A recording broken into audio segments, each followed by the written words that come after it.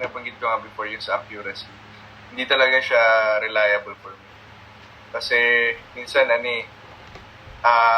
para bang nag-white lies yung ibang AI content. Kunwari, totoo yung kalahati niyang sinabi, pero yung parang siya nag-white lies.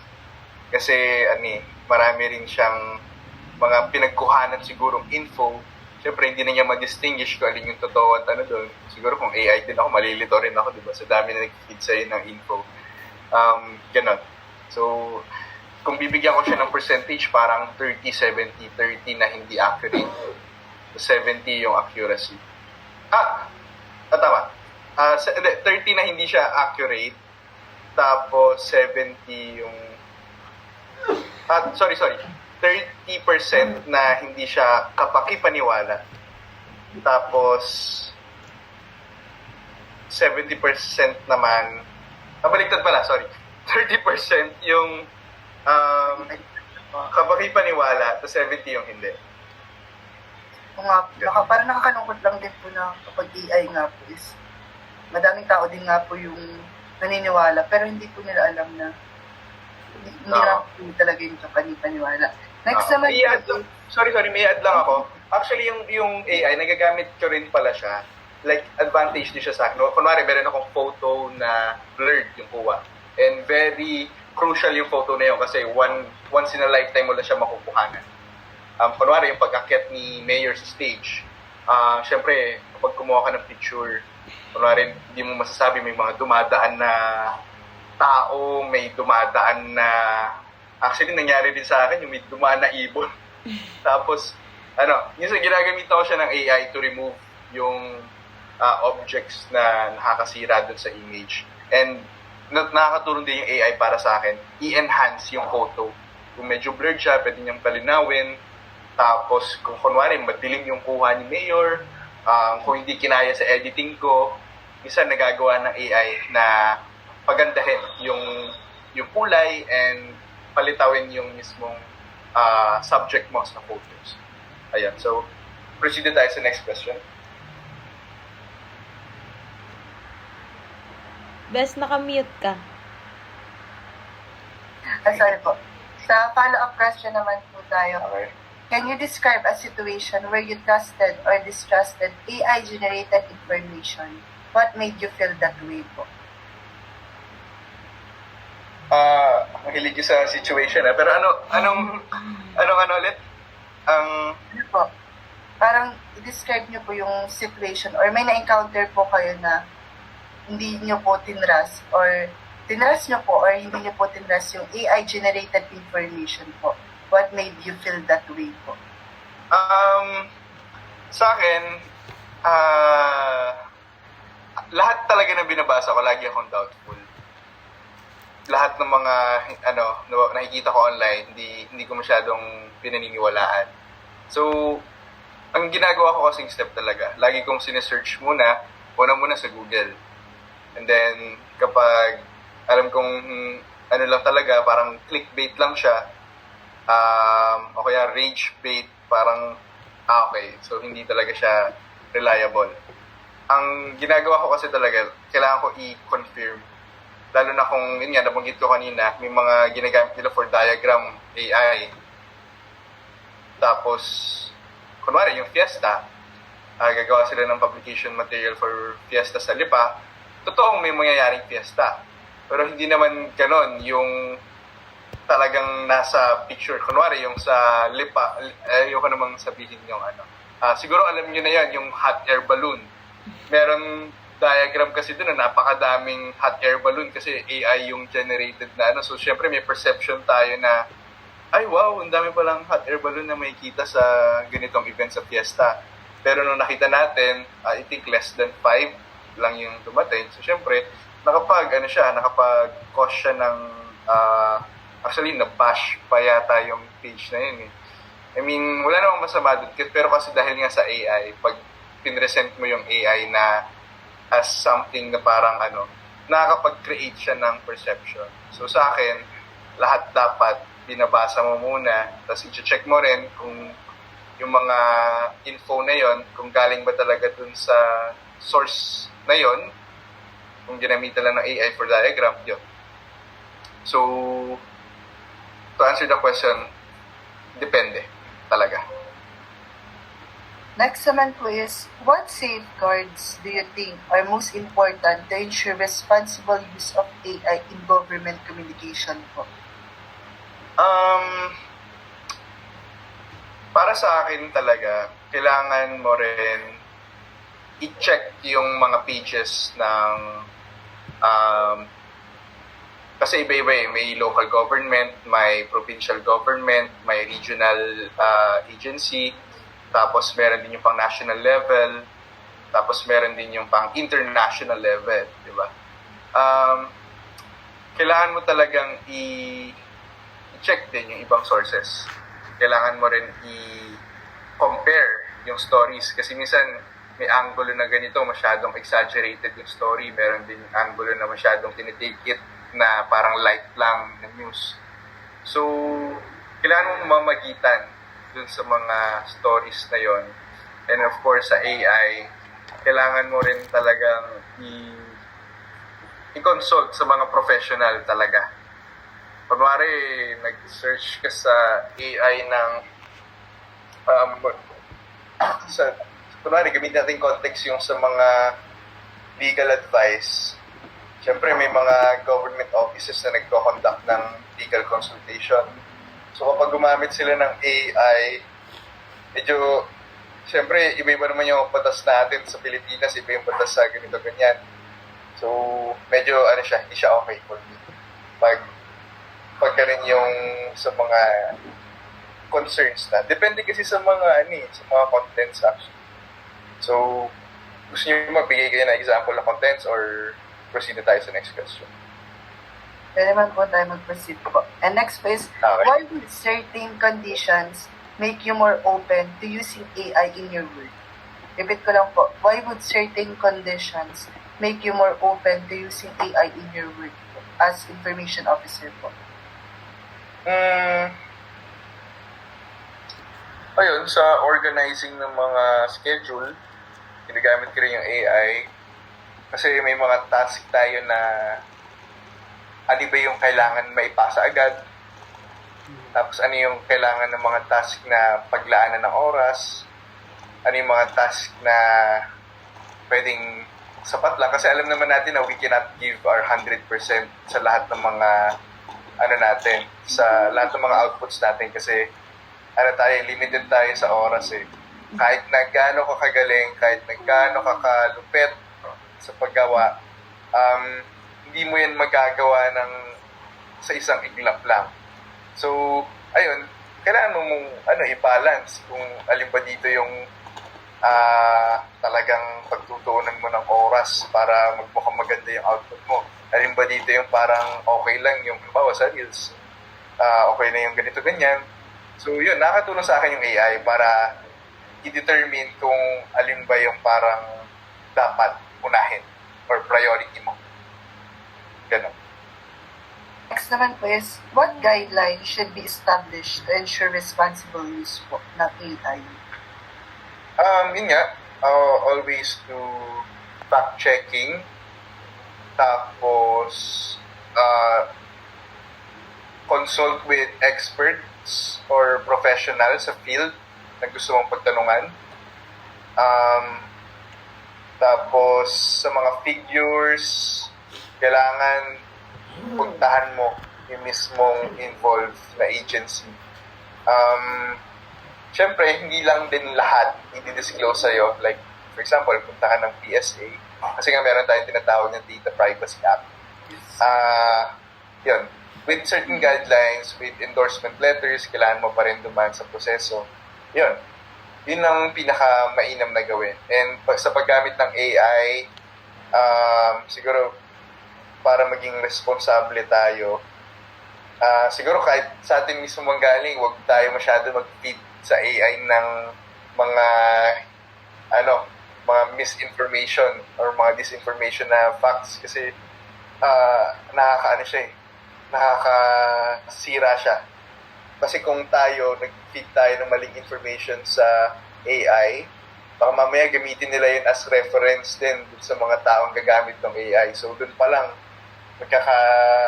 mababaliw ka na sa mga nakasulat or mga babasa mo doon. Ayun. Then, next one is main question 8 na po. Under what condition po would you consider AI Under what conditions would you consider AI use in government offices acceptable and beneficial po? AI, plus? Sorry? Under what conditions would you consider AI use in government offices acceptable and beneficial po? Kapag mga yung mga light na stories. Halimbawa, gusto mo lang gumawa ng publication material patungkol sa, International Pizza Day. Ayun, pwede mo nang gamitan ng AI yun para lang hindi ka mabakante sa posting. Tapos, may kailangan ka lang ayusin na info. May pinid sa'yo na info yung Hospital ng Lipa. Magkakaroon tayo ng ganito, ganyan. Oras, ganyan. So, papatulong ka sa AI, paano siya i-organize, para pag binasa ng tao, hindi na masyadong maraming tanong. So, yun. Doon mo lang pwede gamitin yung AI. Pero kapag mga sensitive info, tsaka mga medyo mabibigat or mga crucial na information, halimbawa, ilan ang naging drug-cleared barangays. Ganon. So, hindi mo pwedeng iyan yun sa AI kasi kailangan talaga ng intervention ng police or kailangan din manggaling sa mga informants sa mga DILG kung sakali. Ganon. Next naman po ay sa follow-up question po. What changes do you expect in communication practices if AI is fully integrated po? Again po, what changes do you expect in communication practices if AI is fully integrated po? Okay. Siguro sa akin, instead na maging magaling ka pagdating sa grammar, baka maging skills na sa susunod ay kung gaano ka kagaling mag-prompt sa AI. So, parang medyo challenging din siya kasi nagbabago talaga yung di ba nanggaling tayo dati sa newspapers, tapos ngayon hindi na siya masyadong tinatangkilik. Tapos lumipat tayo ng radyo. Tapos ngayon yung radyo hindi na masyadong tinatangkilik at punta tayo sa TV. Tapos ngayon yung TV hindi na masyadong tinatangkilik. And then ngayon nasa internet tayo. And then yung internet parang grabe na. And syempre, paikli rin ang paikli ang attention span. Gusto natin instant, nandiyan na. Darating naman to ngayong AI. Actually, ako rin, isa rin ako sa parang nag-wonder kung ano nga ba magiging effect nito sa tao. Kasi di natin sure kung itong mga ginagawa natin, in demand pa rin ba to? May purpose pa rin ba itong ginagawa natin sa susunod? Kasi baka mamaya lahat na lang AI na. Lahat ng mga info na ibabato, puro AI na. Kaya parang hindi na natin malalaman kung talagang madali kasing mabulag yung tao. Lalo na kung uneducated. So, syempre, kawawa yung mga illiterate or hindi masyadong aware at busy sa ibang mga bagay. Next naman po is, how do you envision your role as information officer evolving in the next 5 to 10 years with AI po? Medyo maganda yung tanong sa akin naman, hopefully, hindi ako kainin ng AI pagdating sa mga paggawa ng mga quality na contents.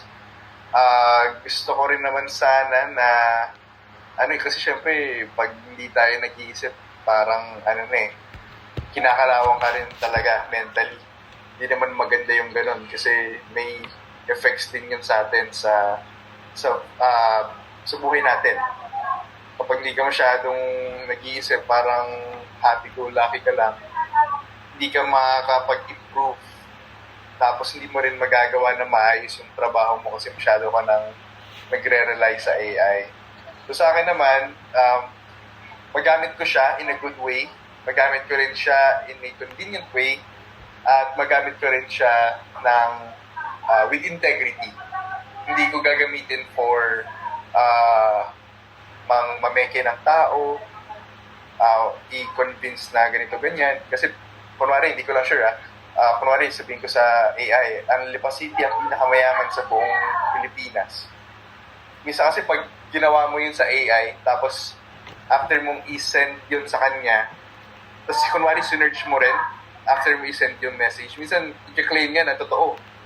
So, ayoko namang gamitin ng ganun. Kunwari, sabihin ko, lahat kayo, kahit tanong nyo pa sa ChatGPT, tanong nyo pa sa mga ibang AI platforms kung ano yung pinakamayaman na city sa buong Batangas or sa buong Pilipinas, Lipa ang lalabas. So, ayoko naman na gano'n. So, kailangan din talaga with integrity and kailangan nasa tamang moral ka pag gagawin mo yun. And thank you po, sir. Next naman po is, why do you think AI will reshape local government services and in what ways? Siguro para mas mapadali yung services, tsaka mas maging involved agad yung public. Kasi marami sa atin, medyo challenging yung, yun nga, hindi mo kasi sure kung sino yung mga nakikinig at nanonood sa'yo. Especially dun sa Balitang Lipa, yun nga, may kita mo, puro mga nagko-comments, matatanda. So, hindi mo talaga masisiguro kung anong magiging outcome. So, tama ba yung sagot ko? Hindi ko sure kung tama. Yes, sir. And parang in what ways nyo po kaya nakikita na na-reshape po ng AI ang local government services po?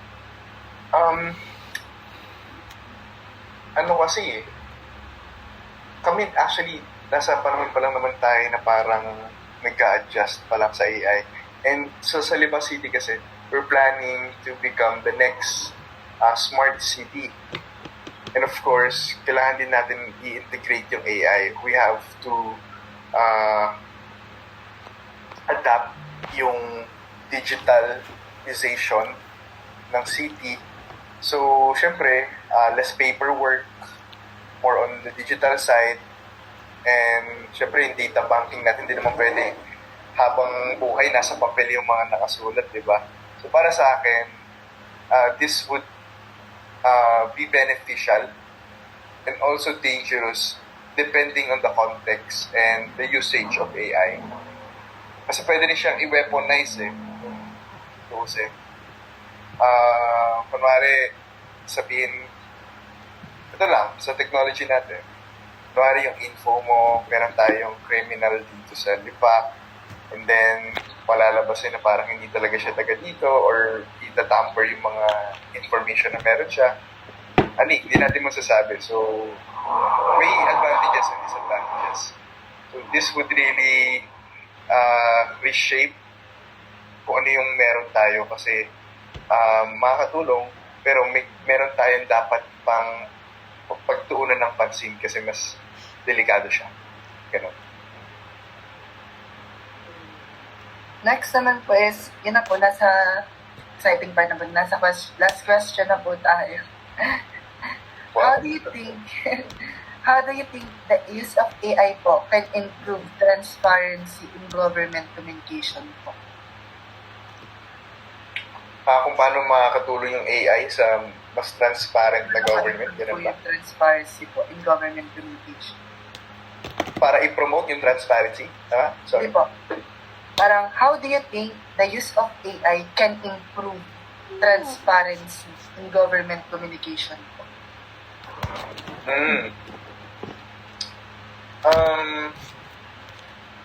Siguro sa point of view namin, kunwari, let's say, tatanungin ko yung AI, anong information pa ang kailangan malaman ng tao to show that we're transparent to the public? Siguro, pwedeng makatulong yung AI sa akin na magbigay ng guide questions ano ba yung pwede kong ano ba yung pwede kong i-disclose na information. So, tatanungin ko yung AI kung ano ba yung parang pwede niya itanong sa akin or itanong sa mga offices para yun din ang makakatulong sa pag-generate namin ng information na makakatulong din para sa mga tao. Kasi actually, alam niyo naman yan as com students, of course, nanggaling din ako dyan, we are watchdogs of the government. But, regardless, we have to follow kung ano yung, may sinusunod na tayong framework kung ano lang yung pwede natin i-post sa hindi.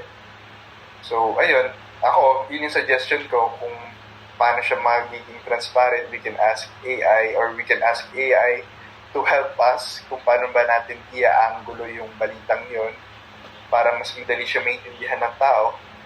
Pero, ayun, sinasabi ko lang din yung huwag yun na lang sabihin din to sa iba naming ka-work. Pero, kailangan din natin tanggapin na sumusunod din tayo, syempre, dun sa mga demands, no, or yung mga utos ng ating mga bosses. Next naman po sa follow-up question na po tayo. Can you share an example of what transparency would look like in practice when using AI tools po? Sorry, ano yung tanong mo? Can you share an example of what transparency would look like in practice when using AI tools?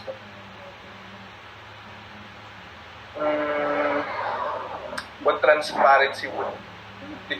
Medyo pa-elaborate ng question. Para pong Kasi medyo generalize. Parang mag-share po kayo ng example nyo po na nakikita nyo po yung transparency na, ganito pa rin transparency when practicing in using AI tools po.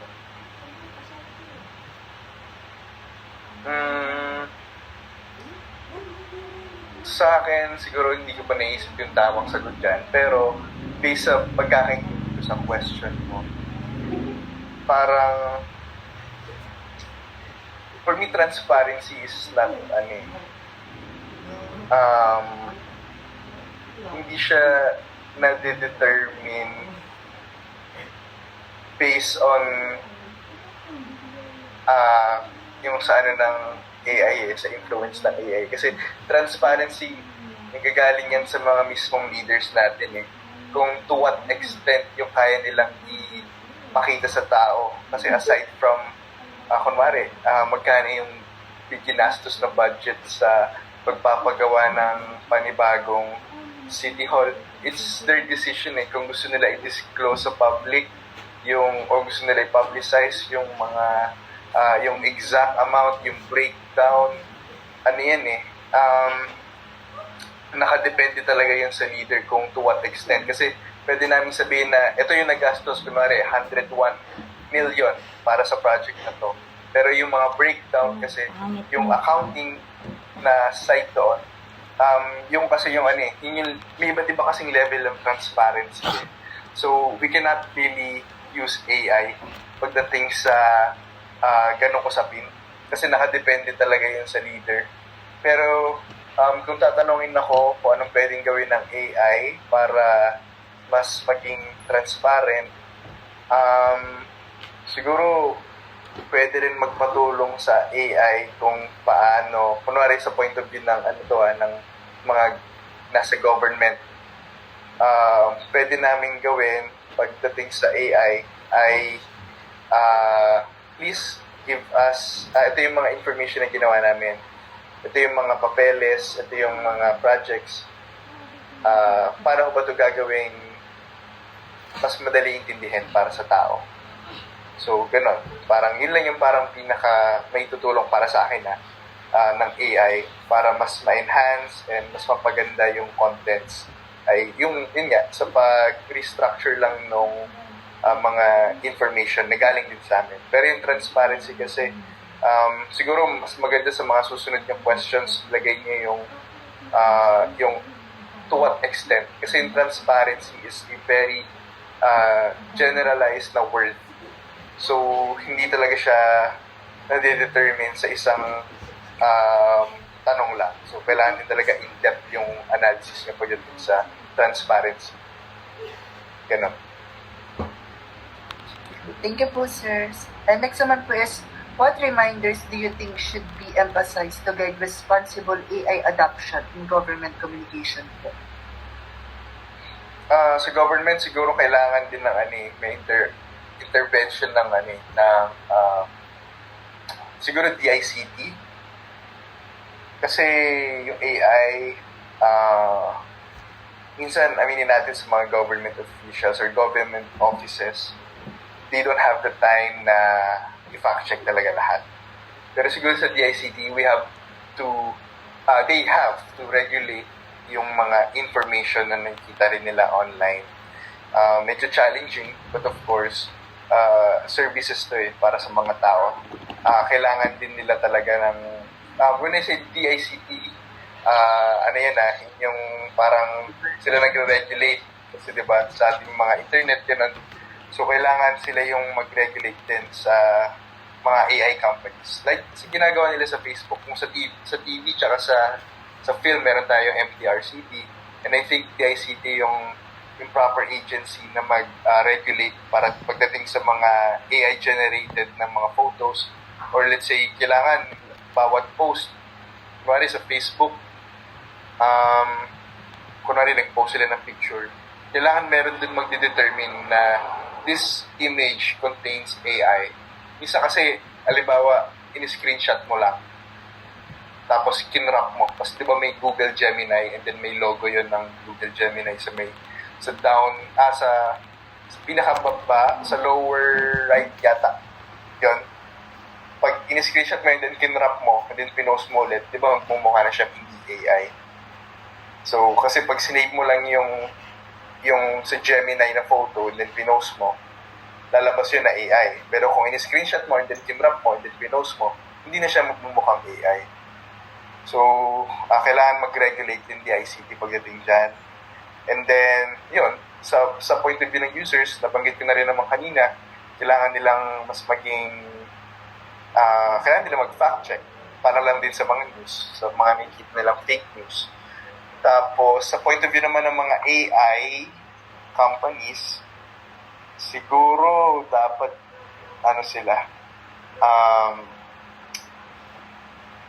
di din naman kasi pwedeng maging selective lang din sa mga ipopost nila or mga i-feed nila sa tao. Pero siguro dapat meron din silang meron ding batas na nagre-regulate sa kanila na kapag nag-feed sila ng ganitong information is mananagot sila. Kasi very dangerous lalo na sa facts. Kahit yung history natin, pwedeng mabago because of AI. Pwedeng i-gamitin. So, ayun. So, nabanggit ko naman iba't ibang mga point of views. Sir, dyan po sa Lipa City Hall po, wala pa po siyang binababang parang memo po or kaya po batas na sa paggamit po ng AI galing sa national po. Galing sa national agency? Opo, sa pinakataas po.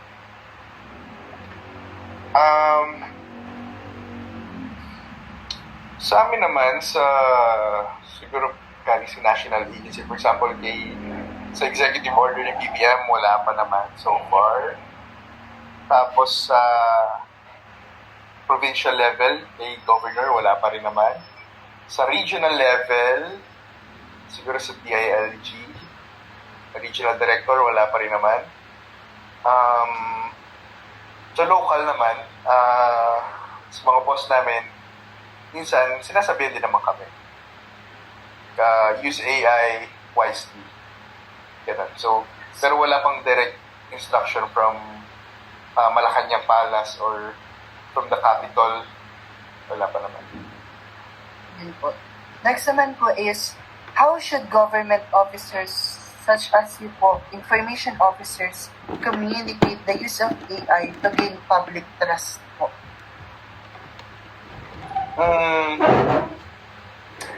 Paano ko gagamitin yung AI para makapag-gain ng public trust? Ganun ba? Yes po. Siguro depende sa contents na ipopost mo. Pag may mga AI, makakatulong kasi siya. Kunwari, minsan may mga suggestions siya na, do you want to make your text more Gen Z friendly? So, kung halimbawa, kung ipopost ako about scholarships, syempre, pili ka ng mga Gen Z friendly or may mga post ka na award sa ganito ganyan and you want to engage the youth, pwede ka magpatulong sa AI para mas gawing interesting. Tapos doon naman sa mga matatanda, paano mo nga ba sila mapapaintindi, paano mo yun. So doon pa rin. Kumbaga, para ka magpapag-guide sa kanya. Pwede mo siyang gawing parang advisor pagdating sa ganyan. So para siyang alter ego. Ganyan yung ginagawa ko minsan sa AI. Kasi ako syempre bata ako eh.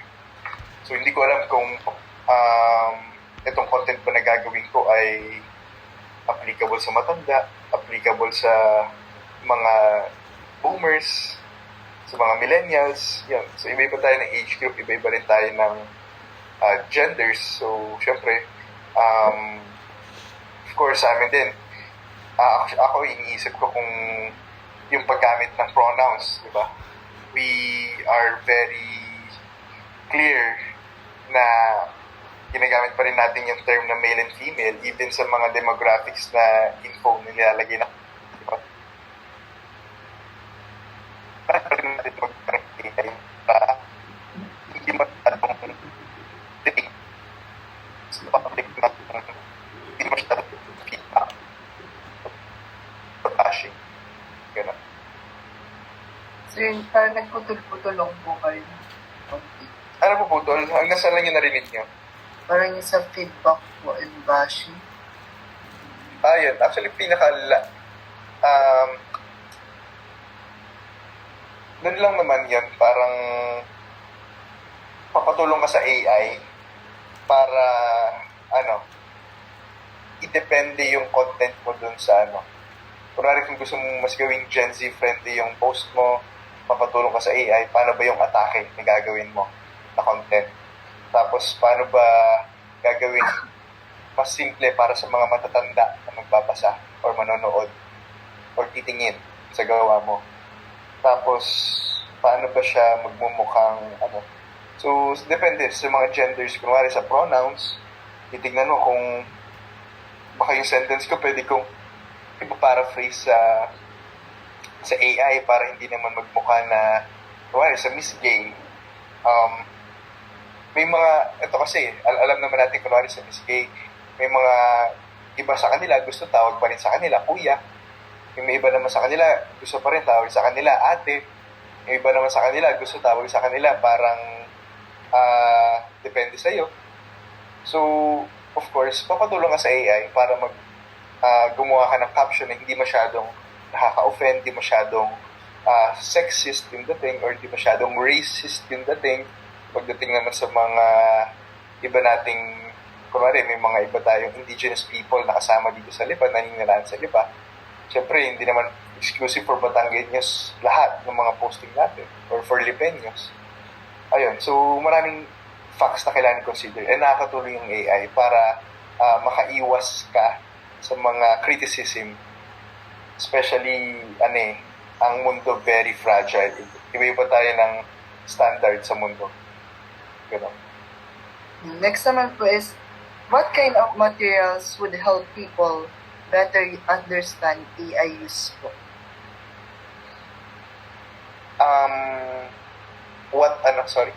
What kind of materials po or parang communication materials po would help people better understand AI use po? Siguro mas maganda na like yung mga government agencies magsagawa sila ng parang guide to know kung alin ito yung totoo at hindi. Tapos siguro ito muna siguro, ito yung parang pinaka-fundamental. Siguro matuto muna yung mga tao na mag-identify kung AI ba ang photo or hindi. Kasi kamakailan lang, gumawa kami meron kasi kaming katrabaho na maaga umuwi. So, gawa kami ng AI na kunwari nagpa-meeting si boss. Ginamit namin yung picture ni boss. Tapos, ayun, so nagpanic siya. So, dun pa lang parang napapaisip ka na ang nakakatawa dun kasi yung boss namin may microphone sa meeting. Hindi naman kami nag-meeting na may microphone. Pero dahil nga, siguro, hindi na niya naisip na may microphone, hindi rin niya nakita yung Google Gemini na logo. So, nabaliw na siya. So, yun pala. Siguro dapat matuto na yung mga tao na mag-identify kung alin yung AI sa hindi. Tapos maraman din nila kung alin yung totoo sa hindi. So, malaking step din talaga para sa mga tao sa pag-a-adjust din dito sa Sir, ano ko lang po, parang ano po yung particular na materials po?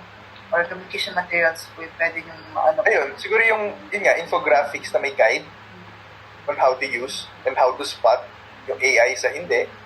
Tapos siguro mag-conduct din ng mga seminars. Hindi lang materials, like, kailangan din mag-conduct ng mga seminars. Kasi lagi na tayo ng seminars about fake news, sa mga misinformation, disinformation. Siguro dapat magkaroon na rin tayo for AI. Yun. So, hindi lang communication materials. Kasi pag communication materials, masyadong, one-way communication lang eh. So, you will not be able to feed lahat ng mga dapat malaman. So, para sa akin, seminars, and then, let's say, teachers, dapat din nakakapag-ano sila sa mga bata. And yung mga children, kailangan din nila i-guide yung mga nakakatanda nating users. Tapos,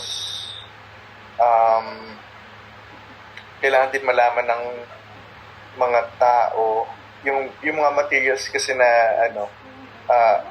mga PubMats lang, hindi rin siya for me masyadong effective eh. Kasi isang scroll lang tanggal na agad. Siguro kailangan i-integrate din siya sa mga classrooms na kung paano gamitin yung AI.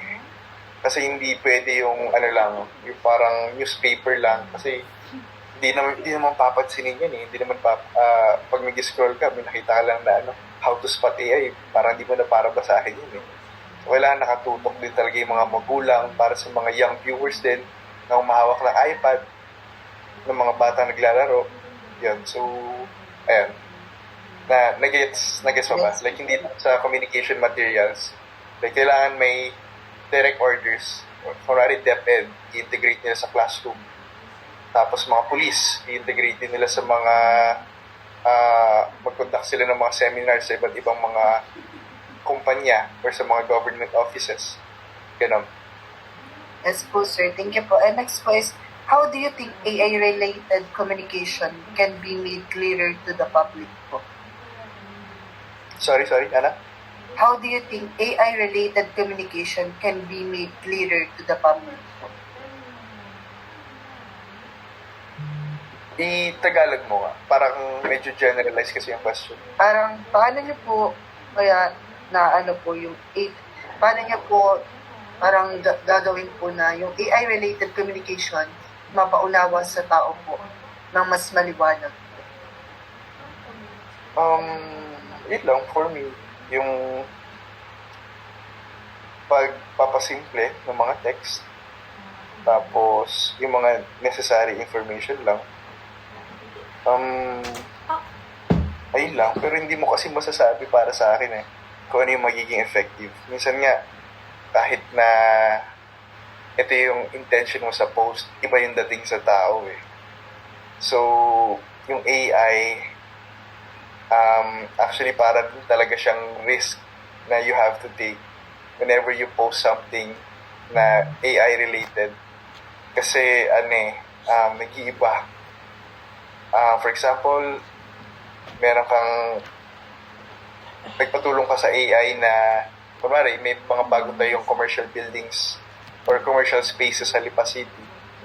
Ang intindi agad ng tao, kahit na ang post mo ay para lang ipakita na may mga commercial spaces, ang nagiging intindi nila, pwedeng mag-apply ng commercial spaces mo. Kumbaga, mag-apply sila parang pupupa dun sa, di ba taga BSU kayo? Kita niyo yung parang kainan doon? Nag-post kasi ako dati ng, ito na yung itsura ngayon ng canteen Hindi na siya kagaya nung nasa hospital ng Lipan na kalat-kalat na parang magulo yung setup kasi yung parking na occupied din. So, ito na yung itsura niya ngayon, ang naging intindi ng tao, iba. Akala nila pwedeng umupa, ganun. Pwede pa mag-apply. So, yung AI, ano rin kasi yun para kang sumusugal. Di mo alam kung ano yung magiging effect niya sa tao. Pwede kahit sabihin mo na pina-enhance mo na siya sa AI para magmukhang ganito, kahit simpleng-simple na, minsan iba talaga yung dating sa tao Kaya yun, medyo kailangan maging careful ka. And yun po, last na po. How can we improve the use of AI in government offices po? How can we improve the usage of AI? In government offices po?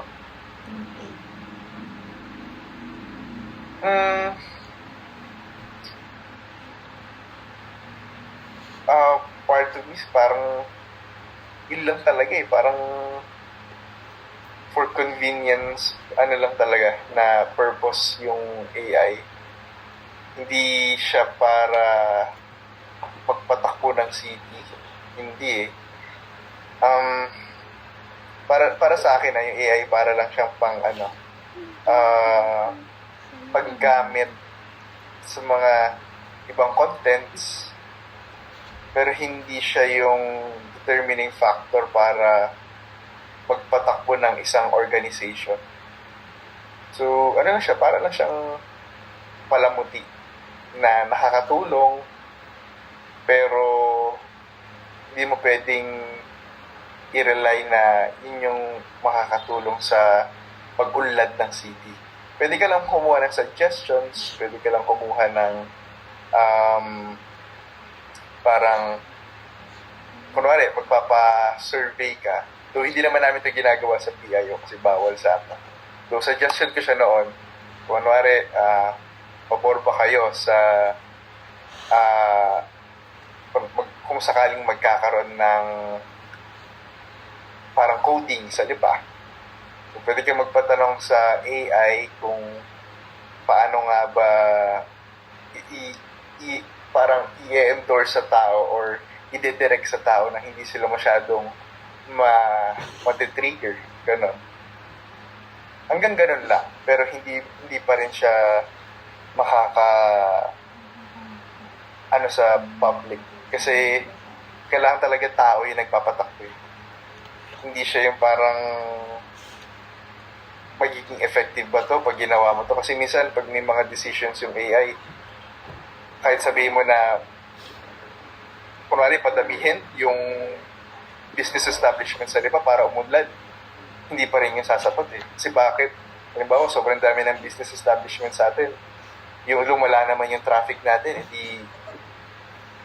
apektado naman yung kabuhayan dito sa lipa. Sa palengke natin, hindi naman natin pwedeng sabihin na mag-increase tayo ng mga prices para lumaki yung income. Ang mangyayari kasi dyan, hindi naman din bibili yung mga tao tapos magre-reklamo pa at walang kung familiar kayo sa Market Watch, yung nagde-determine ng price, hindi na siya hindi na siya magiging okay para sa mga tao. So, depende pa rin talaga. And ayun, nasagot ko pa yung tanong. Ang lawak Yes, last na po. Sa anong paraan niyo po para maisasuggest niyo po na para ma-improve po yung paggamit ng AI po sa government offices. Katulad nga po ng sabi niyo po kanina is parang inaano po ng lipa na maging smart city na po. Parang sa anong paraan niyo po kaya mai-improve ang paggamit ng AI sa government offices? Actually, parang yun pa rin naman yung sagot ko gaya nung kanina. Yung pa rin, kailangan pa rin may mga experts na mag-lead.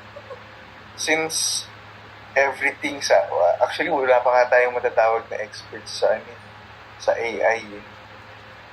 Kasi bago pa lang. Parang we cannot claim na ganito dapat, ganito ganyan para ma-improve natin yung pwede mo lang siya gamitin ng slight. Pero, hindi naman totally na makakapag-change ng buhay ng tao. Hanggang doon na lang. Sa information office, paano mo siya gagawing engaging, paano mo siya gagawing maayos. Hanggang doon lang for me. Pero, hindi naman totally makakapag ng decision making pagdating sa ng city. Ganun. Yan po, sir. Thank Tama you ba? so much po na parang sa Yun. mga oras po mahigit po yung atin pong ano. Oo, parang 2 hours tayo Yun po, sir. Thank you so Pero much. anyways, kailangan nyo ba nakapag-screenshot ba kayo ng picture kanina? Naka-on cam ako? Pwede kaya po kayo mag-open cam po para Ah,